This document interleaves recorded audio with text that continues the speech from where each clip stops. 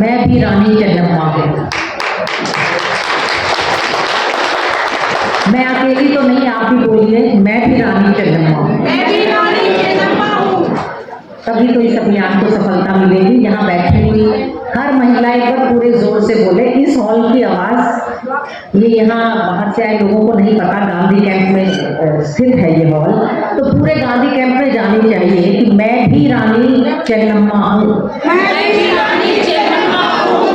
Thank you. ये अभियान चलाने के लिए जो ज्ञान विज्ञान समिति ने चलाया है, मैं उस समिति का बधाई देती हूँ और शुभकामनाएं देती हूँ कि ये अभियान आगे भी ऐसे ही चलता रहे, फंड की कमी से बंद ना हो, हर प्रांत हर जिले में पहुँचे, ऐसी मेरी शुभकामना है। और मैं पढ़ रही थी, देख रही थी कि यहाँ बहुत ही चुनिंदा जो महिलाएं जो सोशल एक्टिविस्ट रही हैं सभी आई हुई हैं और अपने अपने विचार रखेंगी।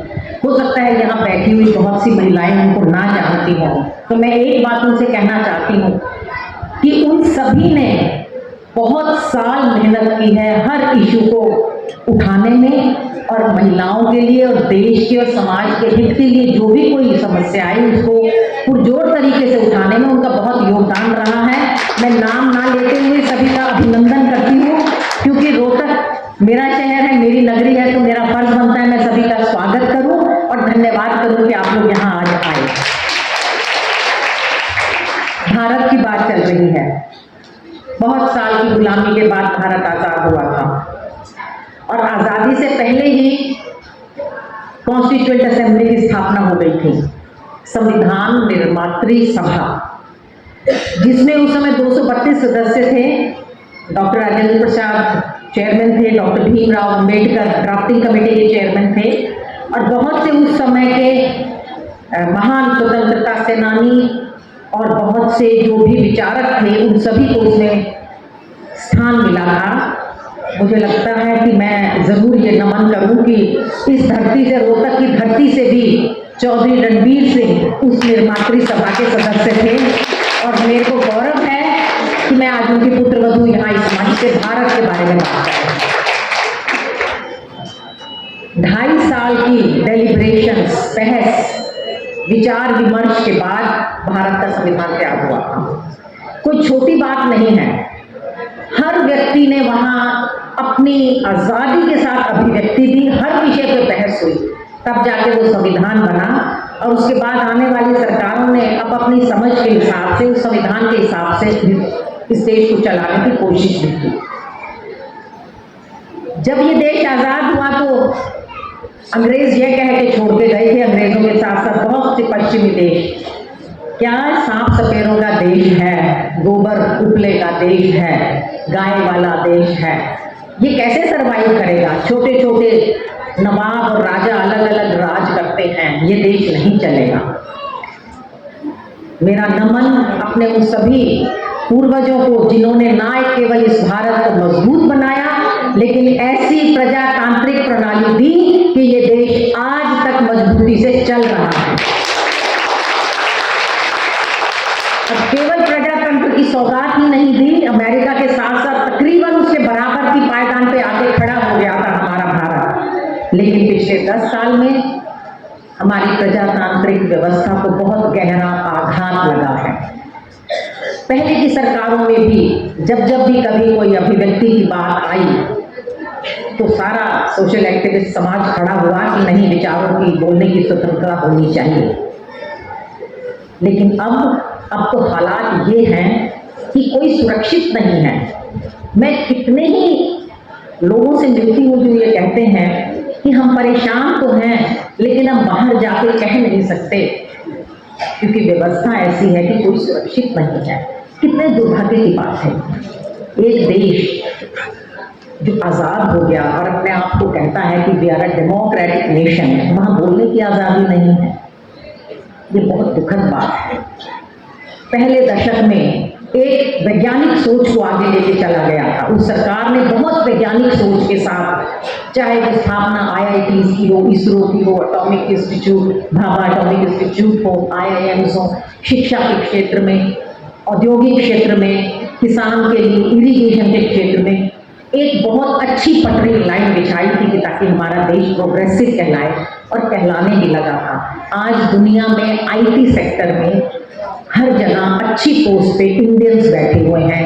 ये देश की, इस देश के लिए गौरव की बात है और इस देश के पूर्वजों ने जो एक नींव रखी थी ये इसी का रिजल्ट है।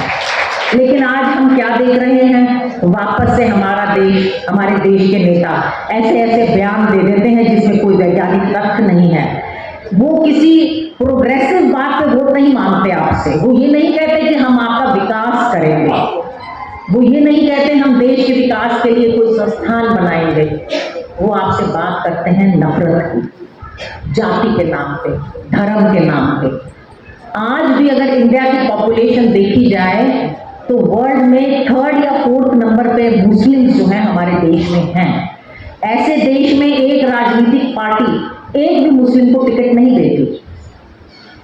दिस इज कॉल्ड इनविजिबिलाइजेशन, अदृश्य कर देना। एक तिहाई पॉपुलेशन को आप अदृश्य करना चाहते हैं, नफरत फैलाता है। जिस दिन ये देश आजाद हुआ हर मुसलमान को पाकिस्तान में जाने का हक था, लेकिन जो नहीं गए, क्यों नहीं गए? उन्होंने उस दिन इस देश को अपना देश मान लिया था और तब भारतीयों ने भी उन्हें गले लगाकर एक समरसता का समाज रखने की कोशिश की थी। बीच बीच में ऐसे वक्त आए कि जब उन्हें अलग करने की कोशिश की गई, अलगाववादी संगठन आए, टेररिज्म आया, सब कुछ आया, लेकिन हमारा ताना बाना कभी खराब नहीं हुआ। पिछले 10 साल में जो ताना बाना खराब हुआ है ये देश को विघटन की तरफ, विनाश की तरफ लेके जाएगा अगर हमने समय रहते इसको नहीं सुधारा। कितनी संवैधानिक संस्थाएं हैं जिनका आज कोई औचित्य ही नहीं रह गया। एक इलेक्शन कमीशन, किसी भी प्रजातंत्र की बेसलाइन होती है चुनाव कैसे कराए जाए, निष्पक्ष चुनाव हो। मैं इस बात में नहीं जाऊंगी क्योंकि अंजलि जी ने बहुत विस्तार से बता दिया कि लेवल प्लेइंग फील्ड तो खत्म कर ही दी। एक इलेक्शन कमीशन का काम होता था कि इलेक्शन को निष्पक्षता से चलाए।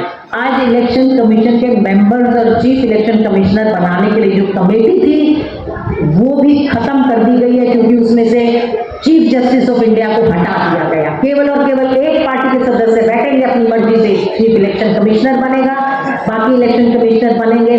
तो लेवल प्लेइंग फील्ड केवल फंड्स के मामले में, चंदे के मामले में नहीं खत्म हुई, निष्पक्षता के मामले में भी बिल्कुल खत्म कर दी गई है। सीबीआई, ईडी, किसी की कोई विश्वसनीयता नहीं रह गई।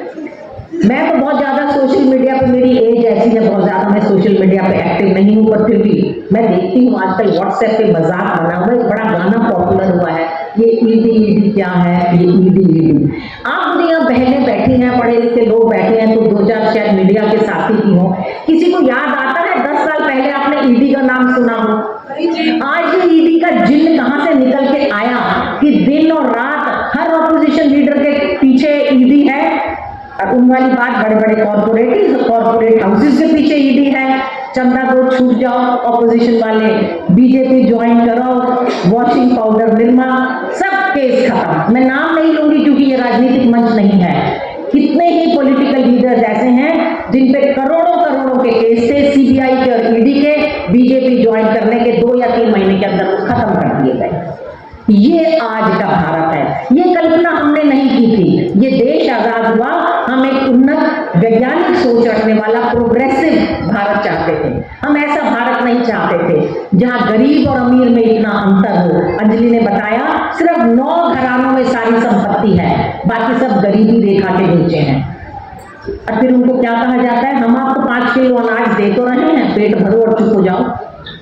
हम भिखारी नहीं बनना चाहते, हमारे बच्चों को रोजगार चाहिए, हम अपने पैरों पर खड़े हों। हम ऐसा समाज चाहते हैं जहां हर परिवार स्वावलंबी हो, इनके दिए, किसी भी सरकार के दिए 5 किलो अनाज के ऊपर आश्रित ना हो। जितना भी देते हैं उनका मतलब यह है कि गरीब परिवार को तो भिखारी, हाथ में कटोरा देके भिखारी बना के छोड़ दो और अमीरों को अमीर करते जाओ, सारी दौलत उनके हाथ में दे दो। इस भारत की कल्पना हमने नहीं की थी। हम ऐसा भारत चाहते थे जहां सबको बराबर अवसर मिले, जहां बराबरी हो, अभिव्यक्ति की स्वतंत्रता हो, काम करने की स्वतंत्रता हो, अपने धर्म को अपने तरीके से निभाने की स्वतंत्रता हो। ऐसे भारत की कल्पना हम करते हैं और आगे भी यही हम चाहते हैं। पॉलिटिकल मंच नहीं होते हुए ये मुझे कहना पड़ता है कि पिछले 10 साल में जो गिरावट भारत में आई है, चाहे वो प्रजातांत्रिक वैल्यूज हैं, चाहे वो बराबरी की वैल्यूज हैं, चाहे inequality between the rich and the poor है, वो इतनी ज्यादा है कि पिछले 60 साल में इतनी नहीं आई थी। कमियां हर सरकार में रही होंगी, लेकिन जो अब शब्द अजीब है, आज जो नंगापन हो रहा है, वैल्यूज को जो बिल्कुल किनारे रख के खुले तौर पे तार तार किया जा रहा है, वो पहले कभी नहीं हुआ था। जुडिशरी, आप जुडिशरी से कितनी उम्मीद करेंगे? आपको पता है कितनी वैकेंसीज हैं, जजेस की सीट नहीं भरी जाती, केसेस 15-15 साल पेंडिंग रहते हैं। कहां से मिलेगा न्याय? आप न्याय की उम्मीद मत कीजिए। कितने ही डाटा उठा के देखिए, पिछले 10 सालों में कितने स्कूल कॉलेजेस बंद हुए हैं, स्कूल कॉलेजेस की फीस कितनी बढ़ाई गई है, कितने percentage of increase in the fees of government model medical colleges, IITs and IIMs। इसका सीधा एक ही मकसद है, गरीब का बच्चा ना पढ़े, अमीर का बच्चा पढ़े। जब ये सरकारी संस्थान बने थे, यहाँ फीस ऐसे रखी गई थी कि हर परिवार अपने बच्चे को पढ़ाने का सपना देखता था, लेकिन पिछले 10 सालों में धीरे धीरे बराबर फीस बढ़ाई जा रही है, जिससे कि हमारा गरीब का बच्चा आज पढ़ाई पूरी नहीं कर सकता। ये छोटे छोटे संकेत होते हैं कि कैसे धीरे धीरे एक वर्ग को बिल्कुल पीछे किया जा रहा है, दूसरे वर्ग को ऊपर किया जा रहा है। आज वक्त है कि अगर हमने भी आवाज नहीं उठाई, अगर हम सब संगठित होकर आवाज नहीं उठाई, ये ऐसे ही चलता रहेगा। और इसमें मेरा मानना यह है कि हम महिलाओं का बहुत बड़ा योगदान हो सकता है। जब महिलाएं इकट्ठी हो जाती हैं ना, दुनिया पलट सकती है। मैं अक्सर कहीं जाती थी तो मेरा इंट्रोडक्शन ये दिया जाता है कि मैं उनकी पत्नी हूं और हर सफल पुरुष के पीछे एक नारी है। तो मैं कई बार अपने एंकर से पूछती थी जो स्टेज कंडक्ट करते थे, मैंने कहा मैं पीछे नहीं हूं, मैं साथ में हूं, मैं आगे भी नहीं जाना चाहती, पर साथ में तो रखो मुझे, मैं उस सफल पुरुष के साथ खड़ी हूं। तो हमें आज साथ खड़े होना पड़ेगा, इस लड़ाई में हमें हिस्सेदार बनना पड़ेगा, अपना हक लेना पड़ेगा। महिलाओं के अत्याचार की अगर आप बात कहो, इतना ज्यादा फर्क है। जैसे गरीबी अमीरी की बात कर रहे हैं, एक तरफ तो इस देश ने इंदिरा गांधी दी, एक तरफ इस देश ने कल्पना चावला बनाई, और दूसरी तरफ ऐसी महिलाएं हैं जो आज भी घर से बाहर निकल के अपनी मर्जी से एक काम नहीं कर सकती। वहां भी इतनी ही डिस्पैरिटी है, इतना ही भेदभाव है। हमारे खुद के इंडिया में 2 वर्ग बन गए। एक तरफ हमारे जैसी महिलाएं हैं जो आज हम स्टेज पे खड़ी होकर बोल रही हैं और आपको कह रही हैं आगे आओ, दूसरी तरफ वो महिलाएं भी हैं जो घर से निकल के यहाँ आके ये भाषण भी नहीं सुन सकती। इसको भी दूर करना पड़ेगा, और इसको दूर करने का एक ही साधन था महिलाओं के पास, शिक्षा। अब उस शिक्षा को ये आज की सरकार उस शिक्षा को खत्म करना चाहती है। तो हमें सबको एक बार इकट्ठा होना पड़ेगा और इकट्ठे होकर ये आवाज उठानी पड़ेगी। और जैसे कि क्योंकि ये मौका बहुत जरूरी है ये बातें कहने का, क्योंकि आने वाले 2 महीने के अंदर चुनाव भी चल रहे हैं। आपके पास एक अधिकार है, बहुत सोच समझ के अपनी वोट डालिएगा। अपने एरिया में आप देखिए, ठीक इंसान हो, ठीक व्यक्ति हो, ठीक पार्टी हो, वहीं अपनी वोट डालिएगा। ये एक छोटी सी शुरुआत होती है, किसी छोटी बात में आके अपनी इधर उधर मत हो जाना। अब मैं ये समझती हूँ कि जब महिलाएं इकट्ठी होती हैं, राज बदलती हैं, तब तो ताज बनती है। आपको आज यहाँ ये प्रण लेके जाना होगा कि जो बातें आप सुन रहे हैं वो इस हॉल में ना रहें, वो इस हॉल से बाहर जाएं। आज रूलिंग पार्टी के पास क्योंकि पैसा बहुत है, हर चीज प्रचार तंत्र पे, कम्युनिकेशन पे पूरा कब्जा है। Let it be electronic media, let it be social media, अखबार, टीवी, हर चीज पे उनका ज्यादा कब्जा है। किसी दूसरी आवाज को वहां दिखाया नहीं जाता। एक जमाना था जब टीवी तो थे ही नहीं, सोशल मीडिया था ही नहीं, बातें तो तब भी फैलती थी ना। आप बनिए ना हमारे टीवी चैनल्स, यहाँ से निकलिए, जो बातें यहाँ सुन के जा रहे हैं आप अपने सर्कल में, अपनी जगह सबको बताइए और और उन्हें भी प्रेरित कीजिए कि ऐसा हो रहा है, कोई अनजान ना रह जाए कि जो अन्याय आज हो रहा है। और इस बात का प्रचार आप करेंगे तो हम भारत को बदलेंगे, इंडिया को बदलेंगे। रोमा, मैं आपसे जानना चाहता हूँ कि आप हिमाचल से यहाँ कवरेज करने के लिए आई हैं, कैसा महसूस कर रहे हैं आप? मुझे बहुत खुशी हो रही है यहाँ आकर। रोहतक के लोग मुझे बहुत प्यार दे रहे हैं। बहुत प्यार दे रहे हैं। क्या आप बार बार आना चाहेंगे? आप हाँ, मैं बिल्कुल आना चाहूँगी। अगर मुझे अवसर मिला जीवन में तो मैं जरूर आऊँगी। अब की बार आपको एक जल्दी ही एक अवसर फिर मिलने वाला है।